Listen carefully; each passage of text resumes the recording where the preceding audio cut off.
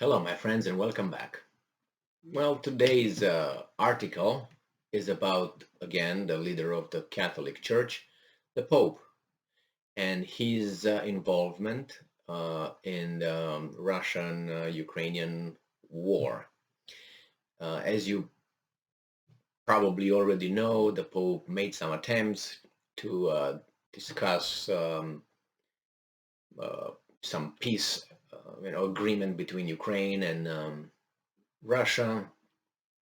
According to the Pope, he tried to contact the Russian officials, Putin and Lavrov and whomever is in charge over there, but he hasn't received an answer yet. Then he proceeded to make some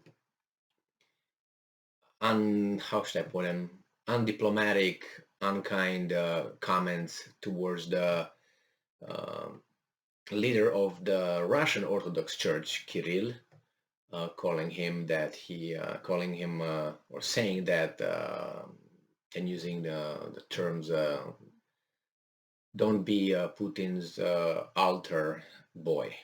Well, I don't know if these are his exact words, but this is how the words were reported, and I don't think that's appropriate for a pope. But one thing is what you do, and the other thing is what you say. So if we take these words as being offensive and we look back into history, this is nothing.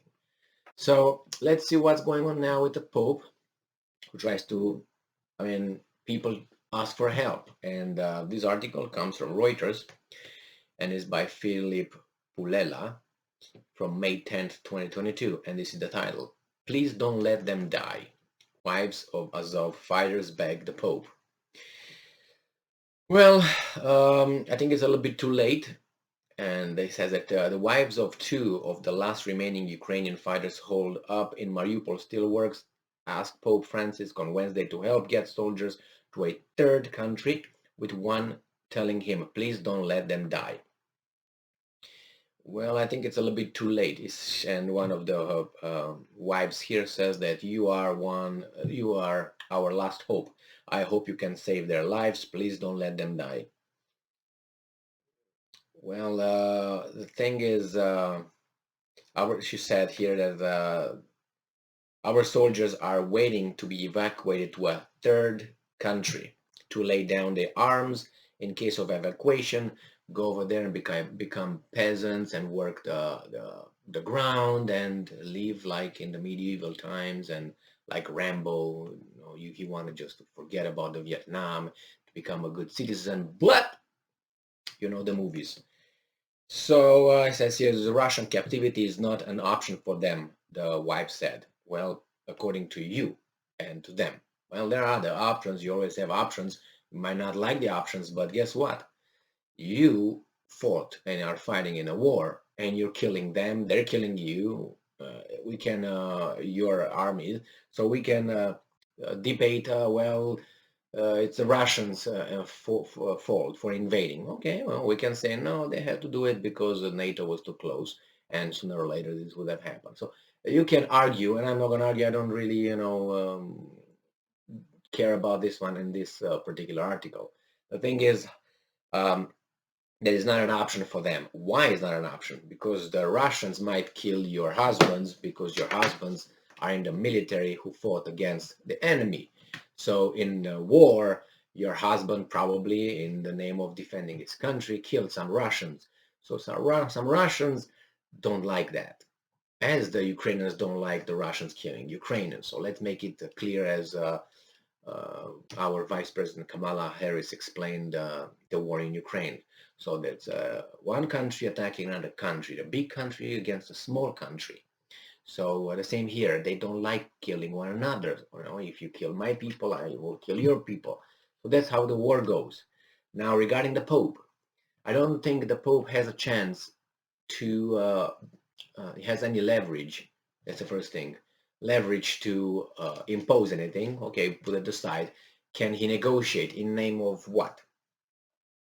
He already was by the Russians. We don't talk to you. So then what does he do? He goes and insults their religious leader. That's a no-no, right? Russians are Orthodox. So even if the ones who are not really believers, they see this as an insult. So you rile everybody up, put them together behind Putin against the Pope. The Pope does not have a good image, not that it had before, I'm guessing, among Orthodox believers. I just have to look in the history and see how the schisms occurred, and then you can look at the, the Crusades, and they were all by the Pope. And guess which territory they went to? The Holy Land.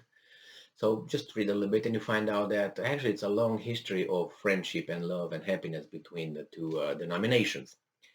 With one seemingly always or almost being at the receiving end. All right, let's put that aside. What can the Pope do? Nothing. The only thing he can do is pray. Pray and, take care of this kind of things. Prayers. And the thing is, I'm very surprised with the Pope being so undiplomatic with Patriarch Kirill. And I'll tell you why. Maybe you guys read some books and regarding how the popes are elected or how they get to be there. It's not by the gods, you. It's a lot of diplomacy. It's a lot of it's building a group of people that will be your people that will push you. It's like very, very, very political and very political. It's not. It's almost the same as a political party in elections. You have to be promoted by a certain group of cardinals and so on. And that's how it goes. So it was not like one day the sky, broke open and someone said from there, hey, this Francis is going to be the Pope now. It wasn't like that. So he had to employ a lot of diplomacy and flexibility, if you know what I mean, in order to gain support and not upset this as much support. So it's a very, very diplomatic way of doing stuff, unless it was based on something else. But nevertheless, just if you didn't, it's very interesting to read a few books regarding, or one is good enough, but the right one, right one that tells you how things are ran over there and how popes get elected. What is behind the scene? What's the fight, the war between the cardinal, and so on. It's not, as I said, God comes down and said, Francis, it's your turn. Boom, everybody, zip it, go back. So in this case, that's why the Pope, I don't know how he made this little mistake of insulting that guy. But nevertheless, this is where it is. The women over there, they can go and ask for this and that. It's true. But obviously, you have your loved one over there who's going to probably be done with soon. What is he going to do? What are you supposed to do? Are you going to accept that maybe that person that you love might have committed some acts that are not very, virtuous? You always can find justifications for your actions, obviously. But this is war. It's not, the kingdom of heaven or something. I don't think anything, zero, will happen from the Pope. Unless, and the Pope probably should talk with Ukrainians more than with the Russians. Because I just posted a video regarding the orders that Azov battalion leaders said, commander said that they have orders to stay there and defend the plant, the steel plant. Defend what? But nevertheless, and when Putin was asked, to start to, peace and let those guys from Azovstal to surrender, and he said, you talk to the wrong person. That, I think it was the United Nations chief that told him that, and he said, you know what, that's not, you don't have to talk to me, you have to talk with Kiev. So Putin knew something, and today I just found articles saying that actually they have orders in Azovstal steel plant to defend it. Defend what? So when Putin said, well, you shouldn't talk to me, you talk to Kiev, probably to allow them to surrender. Now, after they surrender, what happens to them? Again, that is war. And who knows? Who knows who they are over there? Who knows who's in the catacombs of Mariupol Azovstal plant? Who knows what they did? I mean, it's war, but you can't do everything you want, even if in defending your country. I mean, you defend your country and you commit war crimes, You can't just, I was defending my country, I committed war crimes. It doesn't fly that way. So maybe it does, I don't know, because nowadays, seems like up is down and up is down and down is up, like Alice in Wonderland. Thank you for being with me again today. Stay strong, stay smart, look for the truth, and be just.